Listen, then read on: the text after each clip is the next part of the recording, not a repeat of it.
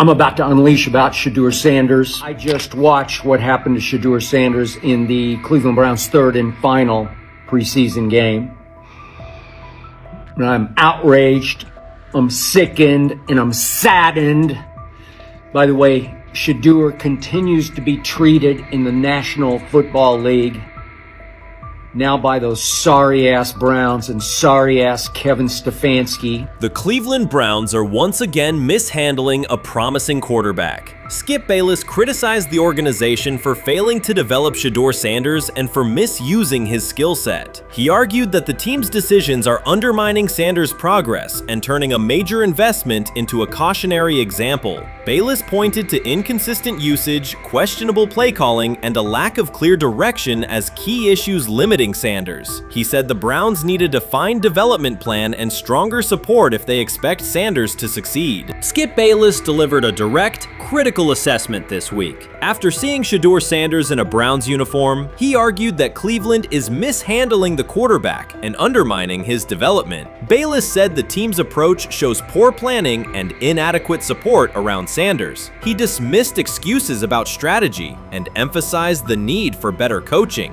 deployment, and protection. In his view, the Browns are setting themselves up for problems before the season begins unless they establish a clear plan for Sanders. Given the team's recent decisions, his reaction is understandable. Cleveland has a history of inconsistent quarterback development. Shedeur Sanders is a premium prospect, the son of a Hall of Famer, a proven college performer, and a widely recognized figure. The organization should prioritize his reps, protection, and a clear development plan, not place him behind Dillon Gabriel as if he were a secondary option. But I'm going to answer this question by saying Shedeur Sanders, and I'm going to tell you why. I think he's being set up to fail. That's right, I'm going to say it. Okay. Here we are on national television, right? There's been 11 practices, if I remember correctly. He's been starting against he's been playing against the third unit. He's fourth on the depth chart.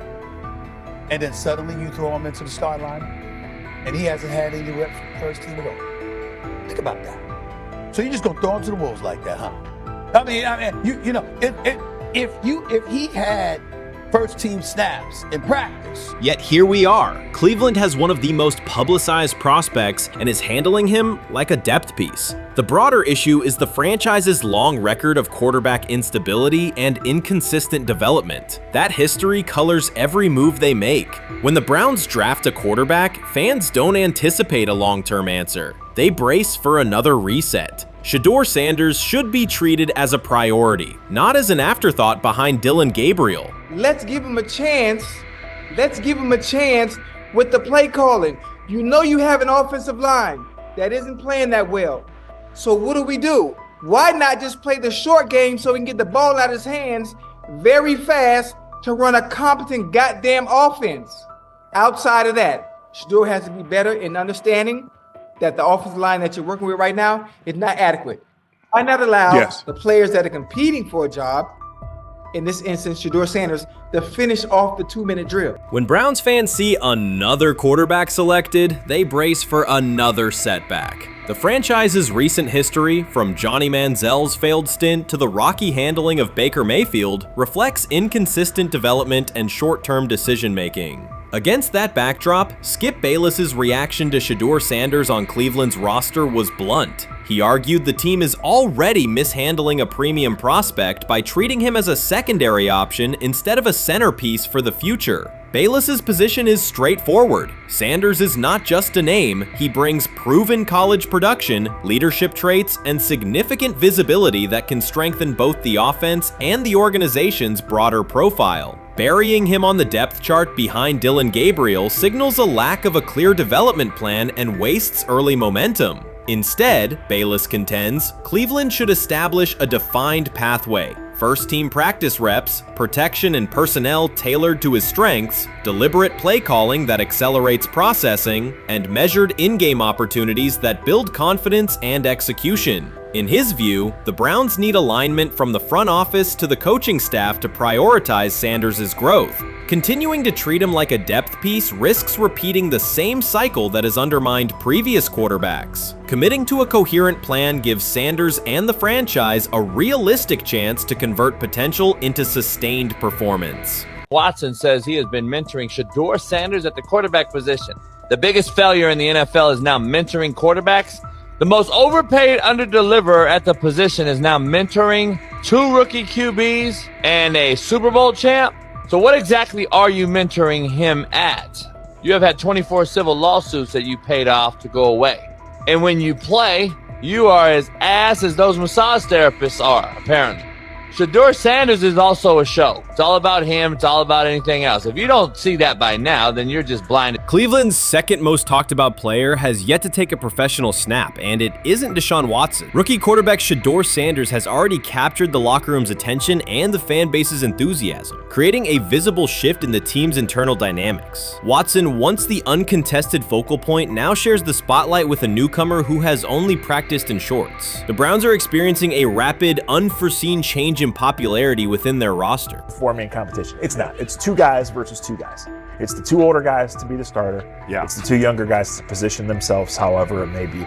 Right. Show little improvement every single day, right? So, of all the things I'm watching the first 5 when they break a session, the first 5 with the veterans, with the ones. Who's in there? Where are they going? The ball's going to Jerry Judy, right? Flacco's no dummy, lasts as long as he has, right? He can really whiz it. But as we go on, I want to watch these guys because they probably just got plays installed Tuesday and they're out there running on Wednesday. Shedeur Sanders arrived in Cleveland and immediately commanded attention. The rookie has yet to take a preseason snap, yet the energy around him inside the building and across social media eclipses what many veterans receive in an entire season. Fan enthusiasm is so strong that Deshaun Watson's jerseys are already drifting toward the clearance rack at the team store. In a matter of days, Sanders has become the roster's second most popular figure, while Watson watches his once secure QB1 status and public approval shrink by the hour. Shedeur or Deshaun? Who do you want as your quarterback next year? Honestly, Shedeur. I love Deshaun though.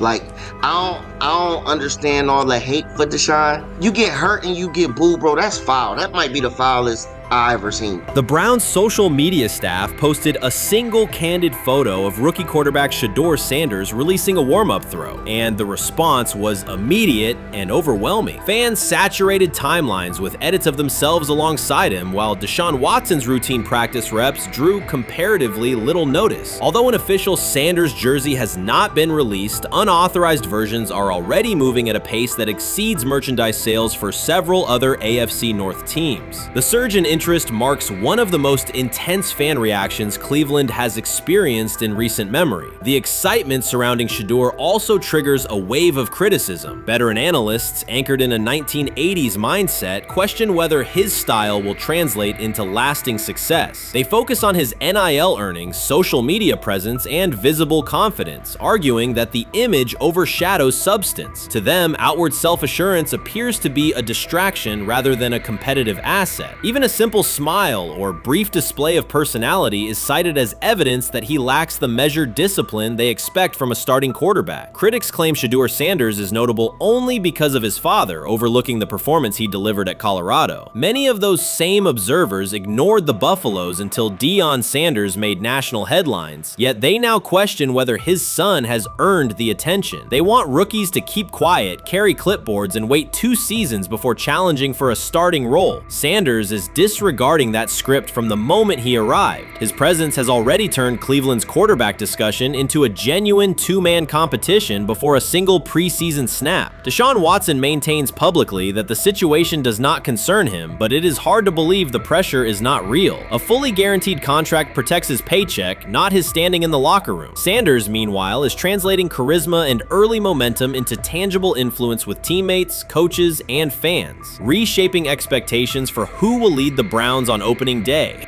I'm a firm believer. If I wanted Shedeur Sanders at 2, at worst at 33, of course I already think that he's better than other quarterbacks. Because that's the type of talent, that's where I would have picked him at. And if he was at 2 or 33 and he still had this same exact skill set, we will be talking about him starting and playing. Right. Well, that'd only be 3 quarterbacks. It'll be here, 3 not quarterbacks, 4. not 4. Yeah. But since he moved to the 5th round, that's cool. They might have to go along with it. But to me, I think if you ask who got the best tools, I'm going with Shedeur. Shedeur Sanders has not taken a single professional snap, yet discussion about him has split NFL social media into 2 camps. One side already argues he should start immediately. The other worries about what that means for veteran quarterbacks like Deshaun Watson. Reporters now line the perimeter of Brown's camp, scrutinizing every inconsistency in Watson's spiral and every precise throw from Sanders during drills. Each well-placed pass is clipped, posted to TikTok, and captioned as evidence of a future QB1. Cleveland is no stranger to quarterback drama, but this situation is different. Rather than cycling through another unproven starter, the franchise is dealing with a rookie who entered with more polish, public attention, and perceived readiness than most first-year players. Fans chant Sanders' name before he has appeared in a preseason game, while the established starter works to maintain his relevance. The atmosphere is not yet a full controversy, it is a countdown. Traditional analysts insist on the importance of experience and respecting the process, yet Sanders is progressing on the timeline set by the supporters who already view him as the next leader of the offense. Shedeur Sanders doesn't ask for excuses.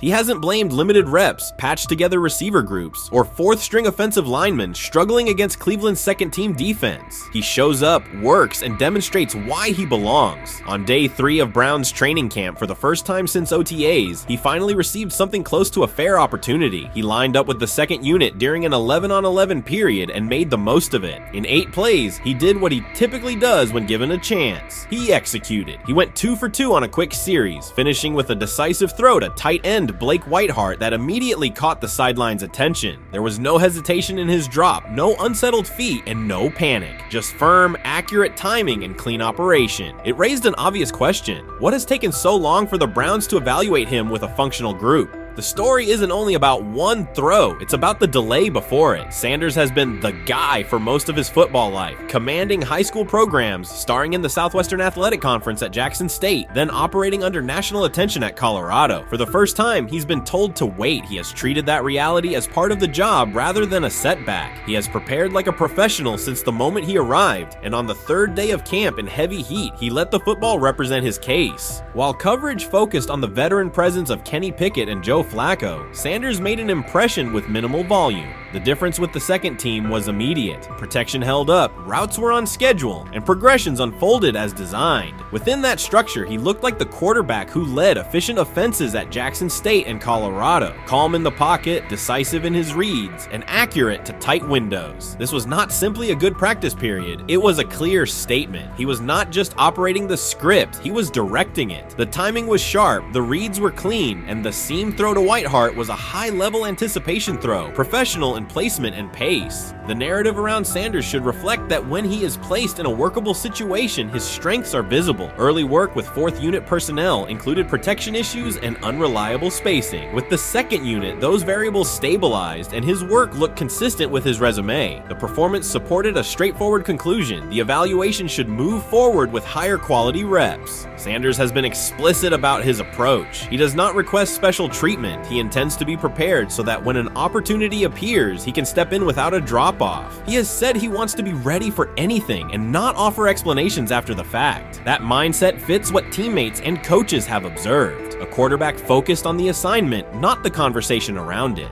The conditions were demanding, relentless sun, heavy humidity, and a practice tempo that stressed decision-making. Many players fatigued as the session wore on. Sanders did not show signs of rushing reads or forcing the ball. He managed the pocket, reset his base when necessary, and continued to deliver on time. The path he has taken, HBCU starter in the SWAC, then Power 5 starter under constant attention, has prepared him for compressed evaluation windows. He has been under scrutiny for years. The heat did not change his process. He moved defenders with his eyes, anticipated breaks, and stepped into throws with balance. The crowd was not chanting his name, and there were no ovations. That was irrelevant to the task. He is focused on the locker room and the staff, and he is building credibility the same way he did at previous stops, by being reliable when the ball is snapped. Quarterbacks coach Bill Musgrave has emphasized ignoring external noise and keeping attention on install, footwork, and timing. Sanders is familiar with the dynamic. He has been followed by cameras and commentary since his early teens. He has experience living with attention and still adhering to routine. Under heat, with a narrow set of snaps and multiple decision points, he stayed composed and effective.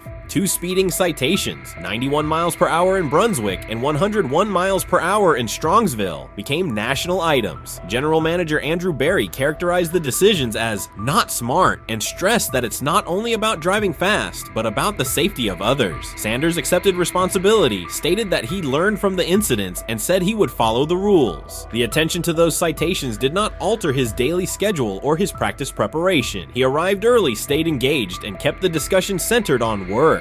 Away from the field, he spent time at Rainbow Terrace in Cleveland after a significant apartment fire, distributing supplies and checking on families affected by the incident. There was no formal media rollout around the visit. It was an instance of direct engagement with the community without publicity attached to it. That reflects the same approach he shows inside the building. Do the work first. Sanders treats each rep as if it might be his last for the day and his only chance to show a specific element on tape. He prepares for protections, cadence variations, route adjustments, and timing with a level of detail that compresses the learning curve. When he is not under center, he studies coverages from the sideline, charts plays, and reviews video before and after practice. He writes down the next day's calls so he can anticipate checks. He has reference using virtual simulation tools to replicate snaps he does not receive physically. That is not a passive stance, it is an active attempt to reduce the distance between classroom and field. He is building relationships across the roster, not just with projected starters. He communicates with defensive backs to understand what they see and how they react to certain stems. He spends time with offensive linemen to align on cadence and protection calls. He connects with newer players away from the facility so that communication improves in practice. That is practical leadership, consistent, low visibility work that becomes obvious when the ball is snapped and the operation is smooth.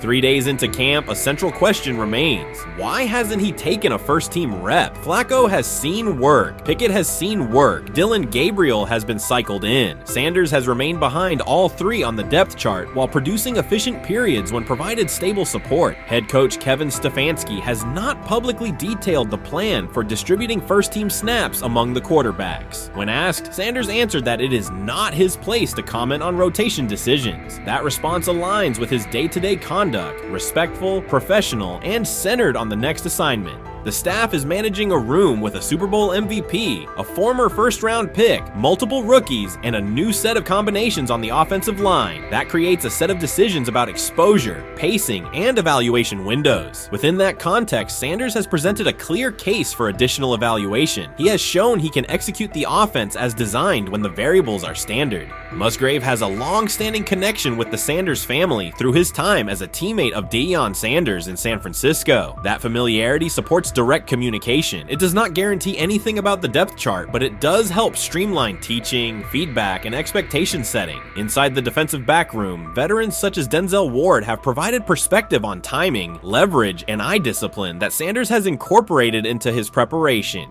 He is operating without the immediate family structure that defined his college environment. Away from his brother Shiloh and his father Dayon, he is managing his own housing, nutrition, recovery schedule, and all the smaller tasks that accompany an NFL routine. Those adjustments matter because they influence consistency across a long camp. He has treated those responsibilities as part of the job rather than distractions, which is reflected in a steady daily approach. What he showed on day 3 with the second unit was not a surprise to those who have tracked his prior work. It was a continuation of a profile, efficient sequencing, clear timing, and consistent ball placement when protections and routes hold up.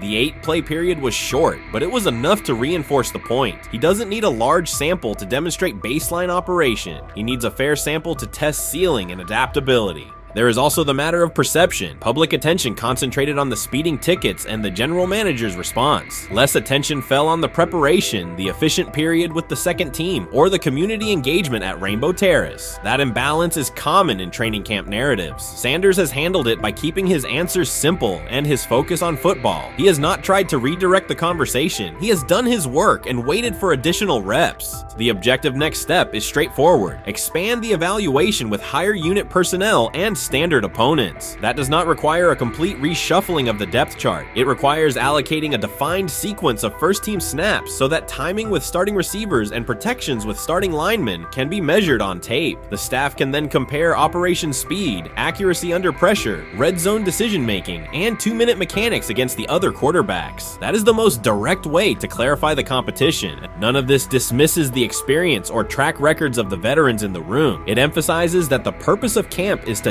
test assumptions with current performance. Sanders has provided enough evidence with the second unit to justify a broader look. He has shown that the pace of his feet matches the pace of his eyes, that he can hold safeties with his shoulders, and that he can drive intermediate throws without float. He has also shown discipline to take the clean completion rather than force the vertical shot when leverage dictates otherwise. Every day, he has addressed the controllable items, meetings, note-taking, install recall, cadence management, and post-practice review. He has not asked for public guarantees. He has asked for an opportunity to compete on comparable terms. The 8-play sequence with the second unit was a small but clear example of what he can do when those terms exist. The staff's communications have been measured. Stefanski has not laid out a schedule for first-team rotations publicly. Barry addressed the speeding incidents directly and emphasized standards for decision-making off the field. Sanders accepted the criticism, adjusted his behavior, and moved forward. Those are the relevant facts. What remains is a football evaluation that can only be completed by giving him snaps with the top group and measuring the results. If that evaluation occurs and he performs at the level he showed with the second unit, the conversation will shift from potential to placement. If it does not occur, the question will persist through camp. Why not test the full picture? Sanders has built a case based on preparation, poise, and execution. He has demonstrated leadership by building relationships across the roster. He has shown maturity in handling external issues directly and moving on. He has given the staff reasons, on the field and in the building, to continue the process. 3 days into camp, he has answered everything within his control. He has shown growth, discipline, and consistent operation. He turned early fourth-team disarray into learning, then executed cleanly when moved to the second unit. He kept the discussion on football when outside topics threatened to dominate. He has not tried to win a press conference. He has tried to win every rep. If he continues to stack days like this, the next step is logical. Evaluate him with the starters, document the results, and let the tape determine the depth chart. Until then, he will continue to prepare, continue to compete, and continue to present the same message through his play. Shedeur Sanders did not treat day 4 of Brown's training camp as anything other than work. He completed 8 of 11 passes with 3 touchdowns, operating with control and accuracy throughout the red zone periods. The throws were varied, a well-placed ball to rookie Luke Floria that led him across the goal line in stride, a firm throw to Cade McDonald over middle after a quick read, and a tight window completion to Deontay Johnson at the back of the end zone with 2 defenders closing. The sequence showed timing, poise, and placement under pressure.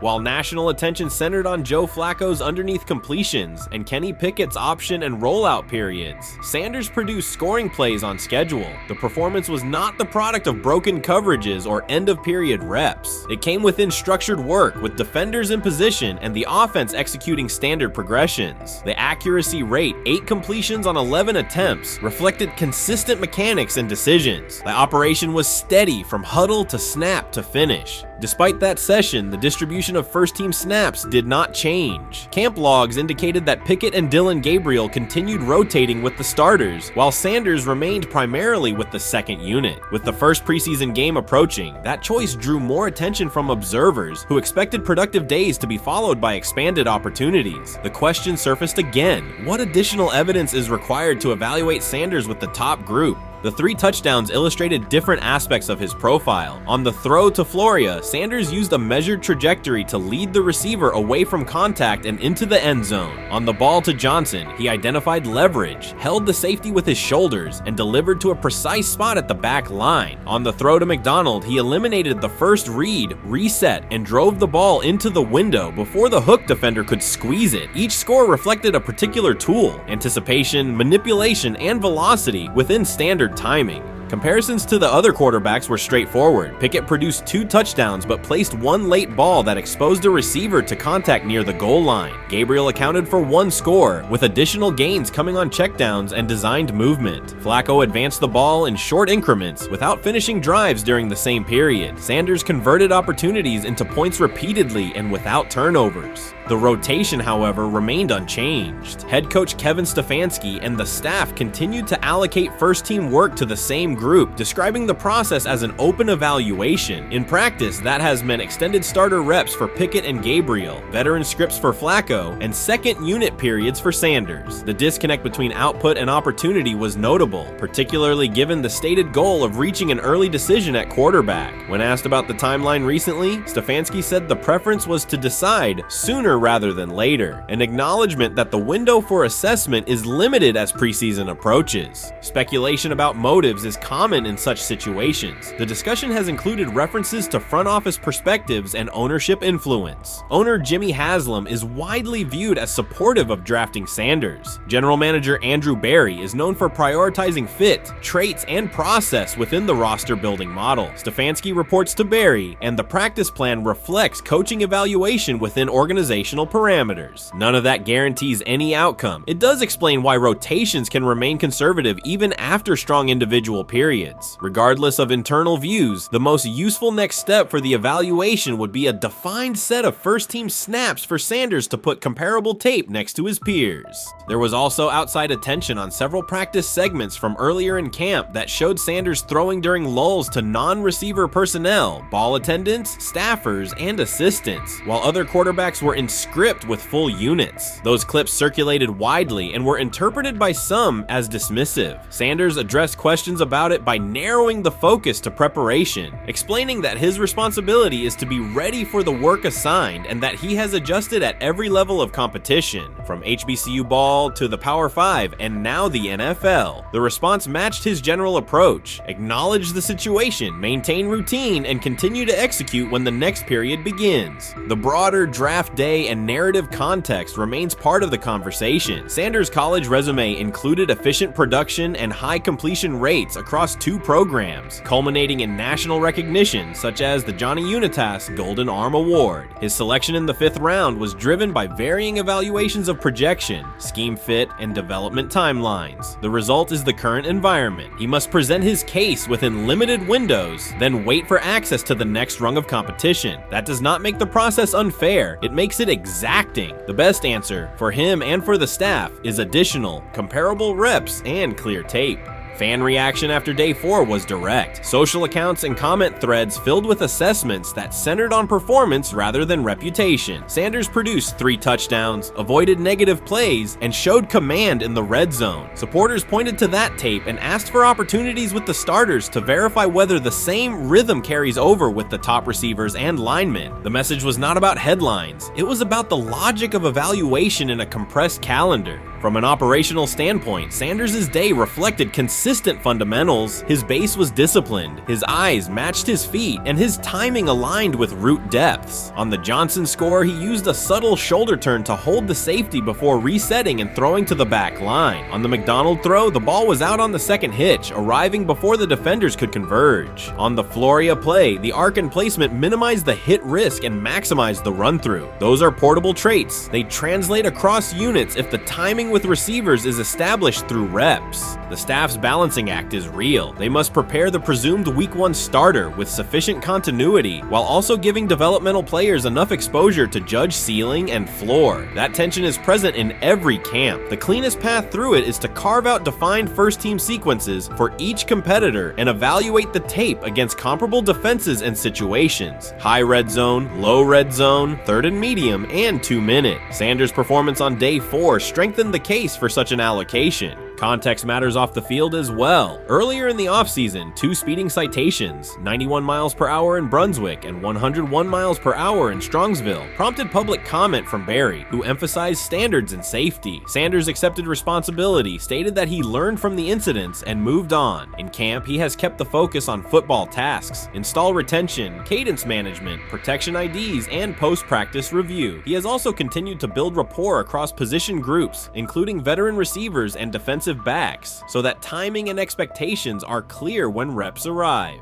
None of this diminishes the experience of the veterans in the room. Flacco has decades of film, Pickett has multiple seasons of NFL starts, and Gabriel brings mobility and a defined collegiate profile. It does, however, underscore the purpose of camp, to align decisions with current performance. Sanders produced the most efficient scoring period of the day. The next logical step is to see that operation with the starting unit, document the results, and compare them to the other candidates under the same conditions. The preseason opener will compress timelines further. Install packages expand, and coaches begin to narrow personnel groupings. If the objective is to identify the quarterback who can operate the offense most cleanly on Sundays, then structured exposure now will give the staff better information later. A small but deliberate set of first-team snaps for Sanders, scripted early downs, a third down sequence, and a red zone series would provide data without disrupting broader preparation. Until that occurs, Sanders can only continue to control process and execution. Day 4 showed what that looks like when opportunities align. Efficient reads, disciplined mechanics, and finishes in the end zone. He did not seek attention for the sequence. He put it on tape. If the evaluation remains consistent with the stated competition, comparable snaps should follow. If they do, the staff will have a clear, side-by-side measure. If they do not, the question from observers will remain the same. What more needs to be seen to justify the look?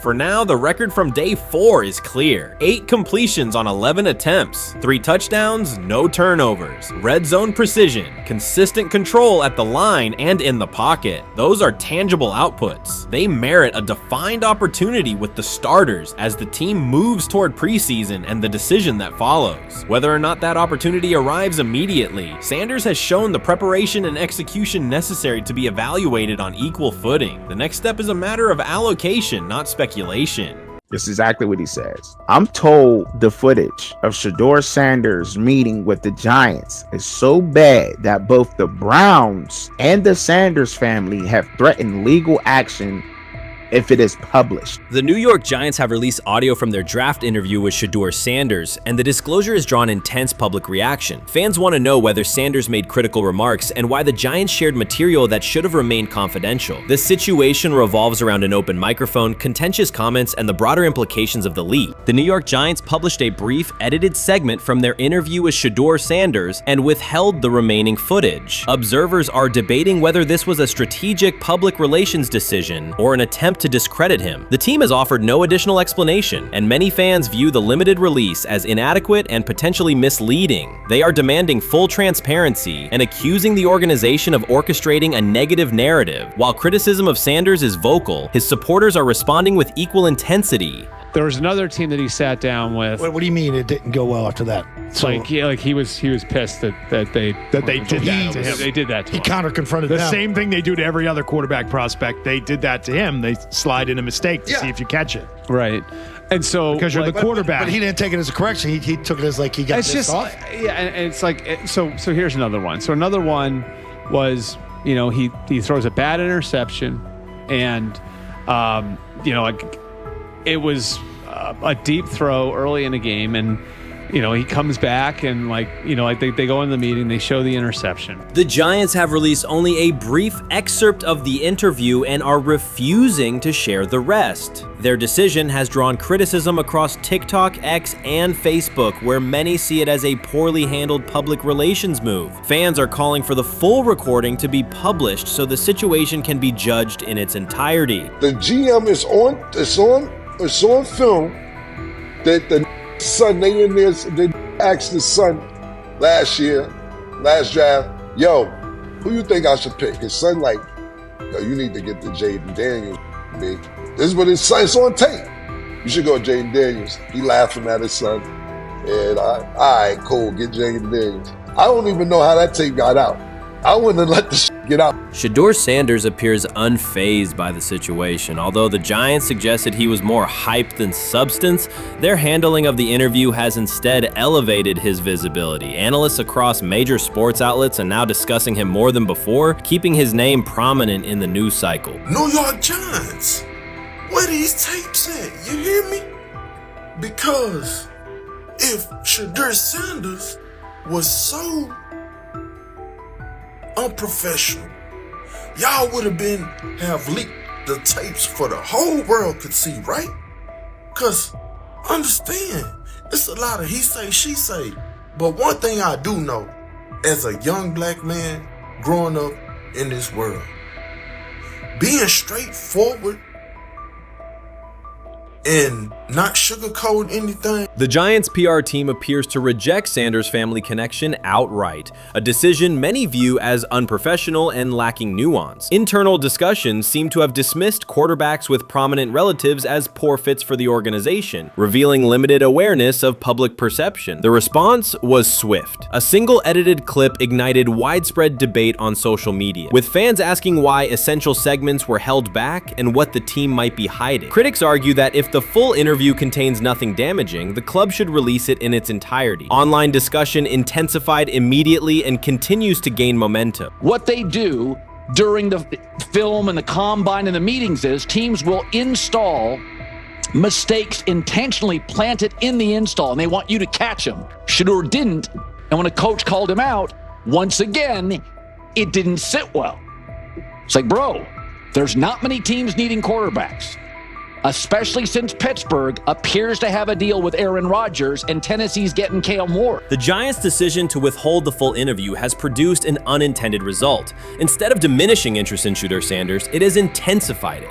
Media outlets and analysts are now examining every on-field rep, press comment, and public appearance as evidence of how he conducts himself under scrutiny. Each throw, adjustment, and answer is tracked and evaluated against league standards, reinforcing the view that he remains composed and professional. Many fans contend that the organization has misrepresented Sanders and suggest the issue may stem from the Giants' view of his father, Deion Sanders.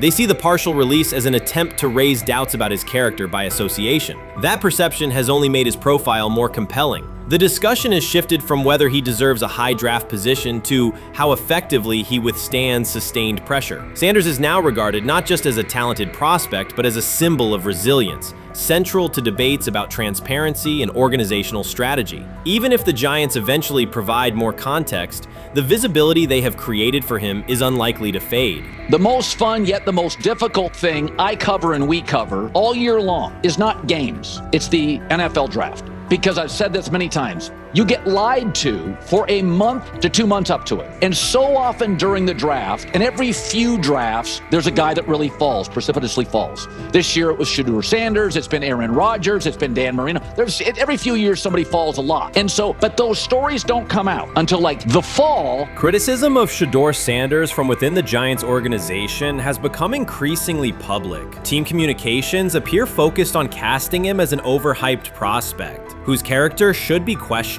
a narrative that seems aimed at shaping opinion rather than assessing performance. Yet each selective release or negative remark has instead amplified attention on Sanders and elevated his reputation. Efforts to confine him to a narrow, unfavorable image continue to produce the opposite effect, reinforcing his position as an underdog who endures external pressure. The debate has shifted from football analysis to broader concerns about narrative control and transparency. Fans, reporters, and online communities are still urging the Giants to publish the full interview, arguing that only complete context can resolve speculation. The organization's refusal to comply has intensified scrutiny and led many observers to conclude that the team underestimated public reaction and now faces questions it could have avoided with full disclosure. The tapes, the New York Giants have the tape. They definitely have the tape.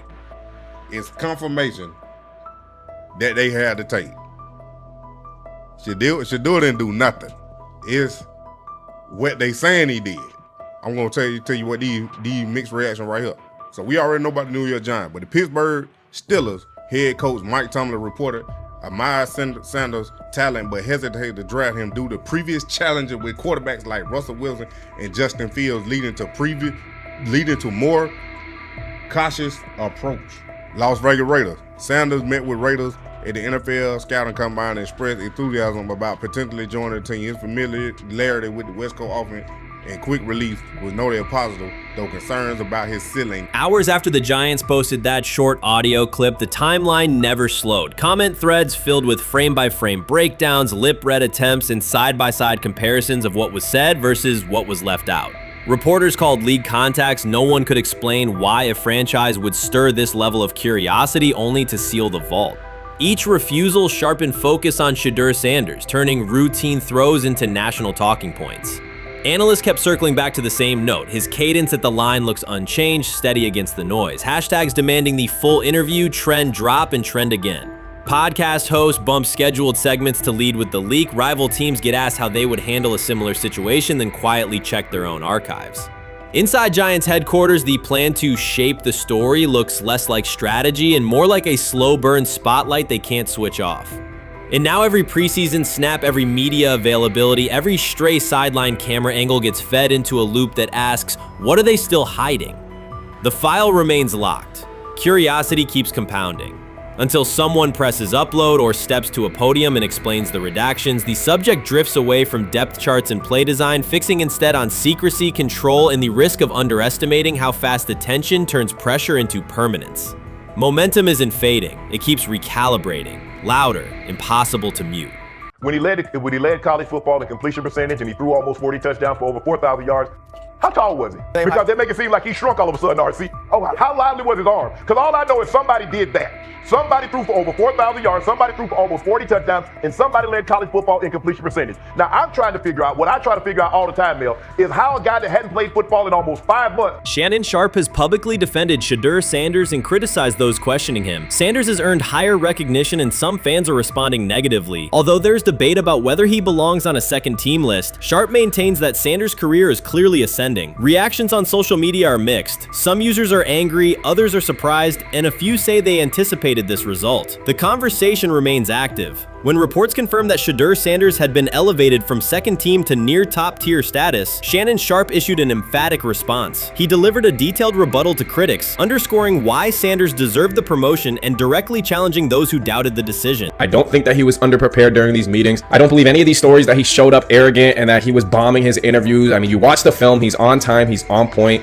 You watch his interviews, he answers like a 10-year NFL veteran. Like, he's clearly dominating OTAs. It's every single day there's a new report of how well he's doing for the Browns in OTAs. And I mean, you can say what you want, it's just OTAs. Okay, if that's your new narrative, then he's doing exactly what he needs to be doing. He's on point, he's on time, he's getting the respect of his teammates, and he's making plays. So we're gonna see years down the line, something's gonna come out that I don't know what exactly it was, but something will come out. Critics have been waiting for an opportunity to dismiss Sanders. They labeled him overrated, accused him of benefiting from nepotism, and claimed his profile came only from his last name and polished image. Within their own echo chamber, they cited every game in which he fell short of huge passing numbers as validation of their doubts. Since Sanders has begun receiving formal recognition, criticism has escalated. A wave of self-appointed analysts is dissecting his throwing mechanics and team role, and many online commentators now argue that his promotion reflects deeper problems within the sport. Shannon Sharpe rejected each criticism directed at Shedeur Sanders. During the broadcast, he turned a routine segment into a detailed examination, acting as presenter, interrogator, and fact-checker. Sharpe walked viewers through game film, season statistics, and scouting reports to show why Sanders merited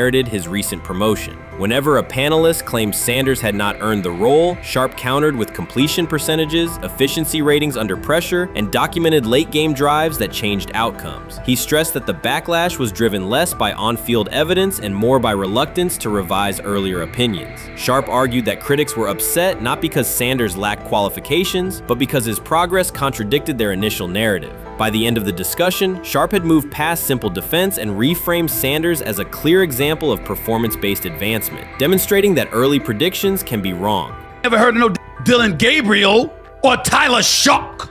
What the hell is that? So how is Shedeur Sanders going behind them? I'll tell you how. Collusion. 4 different times they passed on him. How the hell does that happen? 4 rounds. It doesn't happen to a quarterback. We've never seen anything like this before.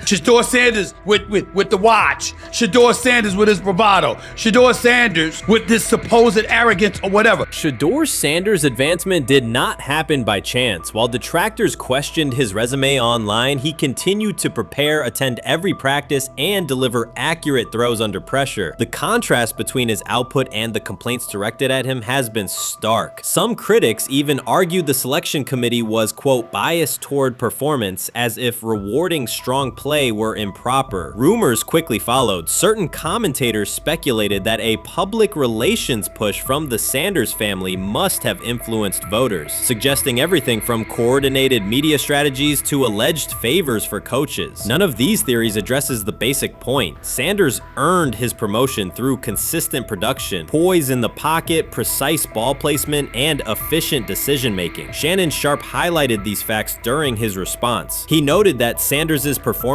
metrics justify the recognition and emphasized that resistance to the move stems more from prior prejudice than from substantive evaluation. For Sharpe, the goal was clear: present the data, challenge unfounded claims, and correct the narrative. The discussion, therefore, became a broader statement about acknowledging merit and abandoning outdated assumption. Colin Cowherd defend college basketball coaches who have gotten a DUI, come to their defense and say they didn't need to be fired, that they deserve a second chance. But Shedeur Sanders drives 40 miles over the speed limit, gets a one-on-one ticket, and Colin Cowherd comes on his show today and says he's out on Shedeur Sanders. He's seen enough. He can't support him anymore. He can't be in the Shedeur Sanders camp because of this speeding ticket. Shannon Sharpe addressed commentators who portray constant doubt as expertise. Those who discount strong performances with "we'll see" but declare bust after a single mistake. He noted their belief that progress only counts if an athlete visibly struggles. Sharpe's response was methodical rather than emotional. He presented evidence, cited statistics, and calmly refuted each claim. Following his remarks, several critics began revising or deleting earlier posts, recasting themselves as longtime supporters of Shedeur Sanders despite having questioned him for months. Sharpe insists on accountability, naming specific individuals and dates while requesting public acknowledgement of prior errors. He argues that analysts cannot spend months undermining a player's potential and then quietly adopt a supportive stance once the athlete succeeds. These are serious, big-time, top-of-the-line playmakers that they have. If you can go 45 to 42 in the fourth quarter because your quarterback set the school record with 510 yards passing. He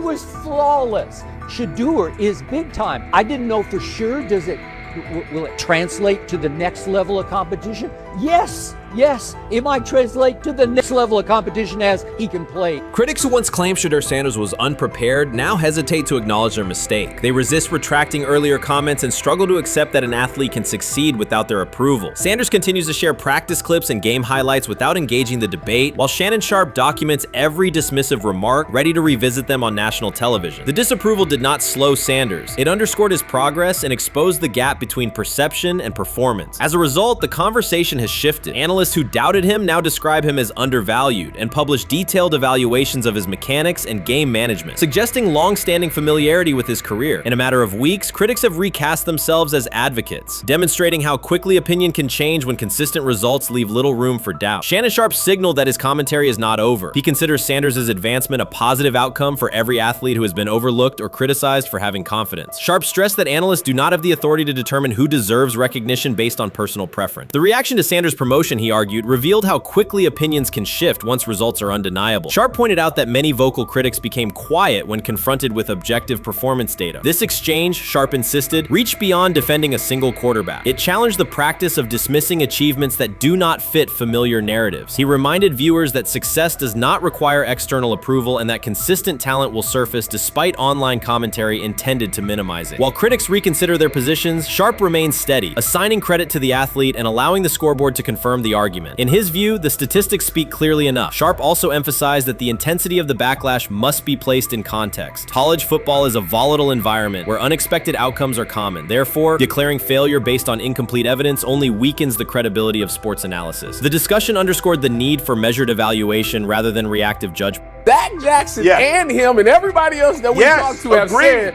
that Shedeur looks good. He looks really good. He looks better. And we got Zach that say Dylan Gabriel ain't even an NFL quarterback.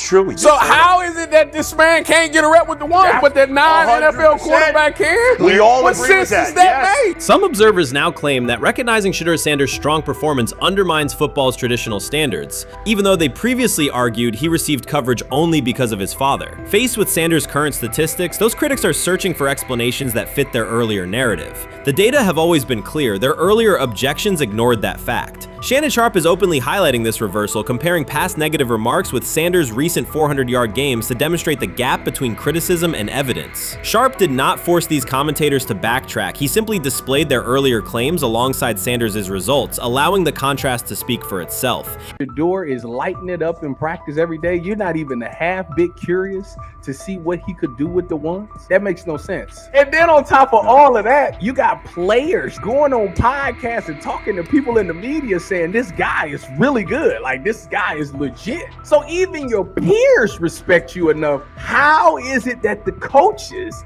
can't see that? It always starts with the players, where the player's like, hey, you see that? You seen that pass he threw? The Cleveland Browns were taken by surprise when quarterback Shedeur Sanders stepped in for first-team snaps, asserting control of the drill and instantly highlighting deficiencies across the rest of the room. His confident command forced coaches to pause practice clips, reevaluate progressions, and consider immediate adjustments to the depth chart. Within minutes, discussions spread throughout the facility and online forums as fans weighed what Sanders' showing means for the current starters. The organization now faces an urgent, data-driven decision on whether Sanders should move up permanently. Shedeur Sanders arrived at Browns practice, took several first-team reps, and the entire quarterback group immediately felt the pressure. Coaches erased the whiteboard and reviewed their plans. Staff members exchanged concerned comments, and observers began asking whether Sanders was positioned to assume a larger role. Tony, every year we see at least 1 to 2 teams. They were in last place in their division the year before. No one thought they'd be good, and then they were good. It almost seems like no one's even assuming the Browns can be that, but we see it happen every year. And I get the quarterback stuff, but like, correct me if I'm wrong, Tony.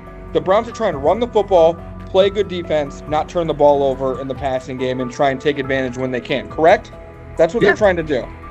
That was the 2020 offense. The Cleveland Browns are still searching for stability at quarterback. Deshaun Watson is yet to deliver consistent starter-level production that justifies his contract, and each game renews doubts about whether he can regain peak form. Behind him, rookie Dorian Thompson-Robinson shows promise but remains inexperienced and unpolished. Coaches are evaluating alternatives each week and may need to adjust the depth chart if progress stalls. The roster around them is built to contend now, so ongoing uncertainty under center is increasingly costly. As we talk about, we do believe in best player available. We do believe in positional value, and we didn't necessarily expect him to be available in the in the 5th round, and so we love adding competition to every position room and adding him to compete with the guys that are already in there. We felt like that was the appropriate thing to do. The Browns quarterback group is unsettled. Deshaun Watson has yet to provide the reliable, high-level play his contract demands, while rookie Dorian Thompson-Robinson remains promising but unpolished. Depth behind them consists mostly of veterans whose experience lies more in holding clipboards than leading offenses. The coaching staff needs an immediate answer, not a 3-year development project. Shedeur Sanders enters as that potential solution. At Colorado, he passed for more than 3,200 yards despite working behind one of college football's poorest offensive lines, consistently demonstrating poise, quick processing, and accurate ball placement under heavy pressure. Film shows steady reads and disciplined footwork, traits that offset concerns that his profile is built on family name or media attention. Cleveland viewed the signing as a low-risk, high-reward move. Early in camp, Sanders received a handful of first-team snaps intended merely as an evaluation. Those plays quickly changed practice tempo. The ball came out on time, receivers hit their landmarks, and the defense struggled to adjust. Coaches immediately expanded the review using phrases such as evaluate every option, an indication that the depth chart was no longer fixed. Watson sensed the scrutiny. Thompson-Robinson increased his urgency. Within minutes, competition in the quarterback room intensified. Sanders repeated that performance in subsequent sessions. His footwork remained clean, progression sharp, and throws firm and precise. Each strong rep forced staff to reassess the plan to keep him buried on the developmental track. The broader context magnifies the pressure. Cleveland's roster is built to contend now. Fans are weary of quarterback turnover, and the front office cannot afford another costly misstep under center. Around the league, rookie passers rarely wait multiple seasons anymore. Joe Burrow, Justin Herbert, CJ Stroud, and even late pick Brock Purdy established that precedent. If Watson opens the regular season and struggles, public calls for Sanders will grow, especially if the rookie flashes in preseason. Alternatively, another team could attempt to acquire him if Cleveland hesitates to elevate his role. Each scenario underscores the same reality. Sanders' emergence has turned a routine camp evaluation into a critical decision point for the franchise.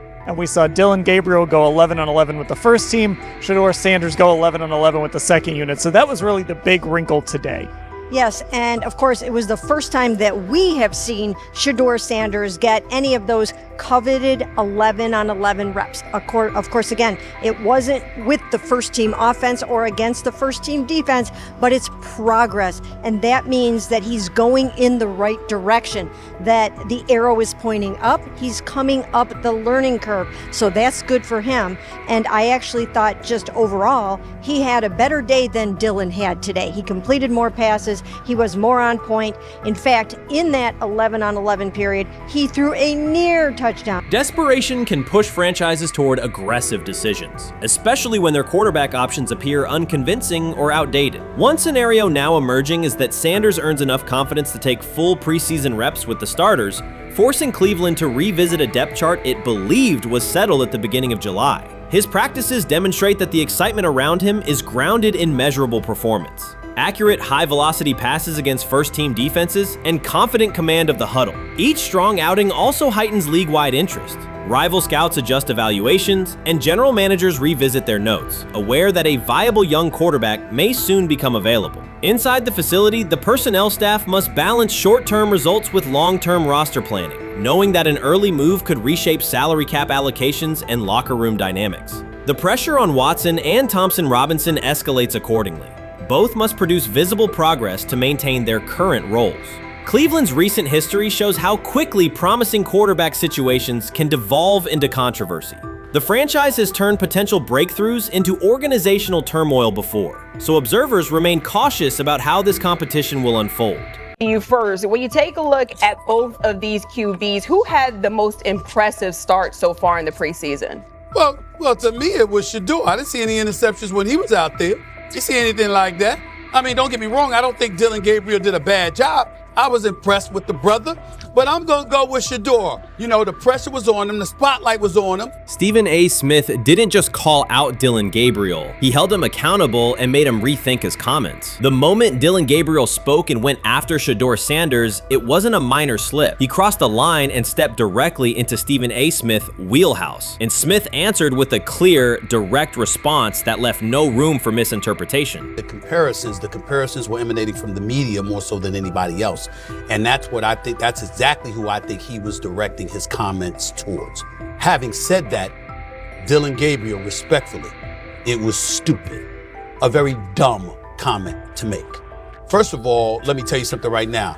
In every walk of life, far beyond the parameters of a football field. This wasn't casual sports commentary, it was a decisive critique. Dillon Gabriel's comments were taken apart by Stephen A. Smith with clear, direct points. Gabriel, a quarterback with solid stats but limited top-level achievements, chose to take a public shot at Shedeur Sanders. Shedeur, who has handled sustained media scrutiny and on-field expectations, became the target of an unnecessary criticism. Smith responded by challenging Gabriel's standing to make that claim, and by defending Sanders on the facts. The outcome was clear. Gabriel overreached, and Sanders didn't deserve the hit. Dan Orlovsky would sit up here in comparison to Shedeur Sanders, who did no such thing, and say, hey, thought he looked better.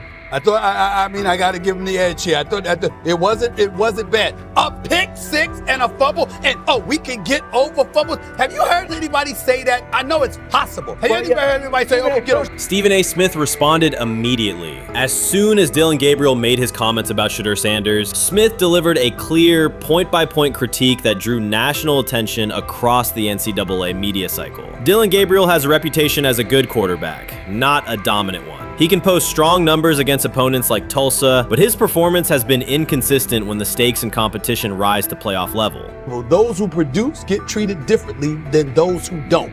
What he said echoes the mentality of all of America practically, and most certainly the world, as we see things being globalized more and more every day. It was a stupid, idiotic, immature comment, because clearly you were feeling the heat because a lot of people was talking about how Shedeur should be QB. Dillon Gabriel is a capable quarterback, but not a standout. Even so, he chose to talk down to Shedeur Sanders, a quarterback who has navigated constant scrutiny and pressure and still represents the future of a program that was struggling before he arrived. The comparison was weak. The criticism was unnecessary. Stephen A. Smith recognized that and dismantled Gabriel's argument with a clear, direct response. How the Browns react to this, how the locker room reacts to this, how Shedeur reacts to this, because it was a clear shot at Shedeur. But let's say Dillon Gabriel's talking about the media. How could you be a brand new quarterback in the NFL and the first time you get behind a mic after your first game, you throw the media under the bus? That's arrogance. Stephen A. Smith excels in moments like this. When Dillon Gabriel made his remarks about Shedeur Sanders, Smith responded with a focused, direct critique. He questioned Gabriel's standing to make that claim, noting that Gabriel has transferred between programs and has not been a Heisman finalist. Without theatrics, Smith laid out why Gabriel's resume doesn't justify taking public shots at Sanders. Smith's point was clear. Targeting Shedeur Sanders, a quarterback central to his program's future and consistently under intense scrutiny, was misplaced. Gabriel's criticism lacked the substance to support it, and Smith methodically showed why. To him today on his 42nd. I want you to be meaner. Birthday. That's number one. Number two, after the game, the Browns head coach Kevin Stefanski said there was a mix-up in the routes and that players were in the area that they shouldn't have been. Look at Stephen A's face. Look at Stephen A's face.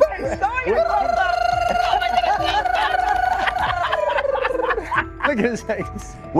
Stephen A. Oh my Lord. The strength of Stephen A. Smith's response was that he didn't just address Gabriel's remarks. He challenged the image around him. Dillon Gabriel often presents himself as an overlooked contender ready to surprise. But the reality is that his profile hasn't commanded broad attention. It's a clear reminder that not every opinion carries equal weight. In defending Shedeur Sanders, Stephen A. was direct and precise. Shedeur isn't just a quarterback. He is Deion Sanders' son, which subjects him to scrutiny far beyond anything Gabriel has faced. Even under that pressure, Shedeur has maintained his composure, shown confidence, and delivered in key moments that helped revive a program many had written off. Stupidity, all of it. I thought it was a clear shot at Shedeur due to the fact that his Oregon coach threw a shot at Coach Prime and Shedeur during their meeting at Colorado last year. But you know what? The cream rises to the top. Let's see what happens this week. I see a lot of the media talking about they think it was about the media and not about Shedeur. And I think that's a chess move. For Dillon Gabriel to take shots at Shedeur Sanders was a miscalculation. Stephen A. Smith made the mismatch clear. Gabriel's attempt to shame Sanders was unnecessary and counterproductive. You don't target Deion Sanders' son when Deion has turned Colorado into primetime television. It underscored that Dillon Gabriel has often played with a chip on his shoulder because the spotlight hasn't followed him. He has been around long enough to compile numbers but not to earn broad respect. That's why going after Shedeur was misguided. Sanders, despite ups and downs, drives headlines. Gabriel's most notable headlines have been his transfers. Stephen A. Smith pressed that point without hesitation, challenging Gabriel's standing and leaving his argument looking like a forced throw that turns into a pick six. You know what? Still needs to thank me a little bit more for that restaurant I treated him and his family to, because it was big time, and stop embarrassing me by going places and trying to use coupons. That's how pathetic he is. The point is that a pick six and a fumble is usually considered a bad day. Stephen A. Smith didn't need to raise his voice to make the point. He presented Dillon Gabriel as a player whose talk outpaces his resume and defended Shedeur Sanders with clear comparisons. That's why he called Gabriel out so directly. The comparison wasn't just unfair, it was forced. Now look at Gabriel's record. The numbers are solid and he can win against average defenses, but the resume lacks defining markers. There's no sustained Heisman contention, no late season surge that reshaped the national picture, and no postseason moment that cements a legacy. The track record reflects steady production, not top-tier impact. That's the gap Smith underscored. Gabriel's criticism of Shedeur Sanders wasn't supported by what he has accomplished, while Sanders continues to carry a program under constant scrutiny. Let's see someone who step up and make some plays out there. Ain't no way. Gabriel Ain't no way. He not built like that. No way. And this one is picked off and going back the other way. Oh my God, why did he stop playing? Now it's a foot race. And that is that. They told me bust out my AP, perfect timing. H-shot, we about to get legendary. Shedeur star the next game, baby.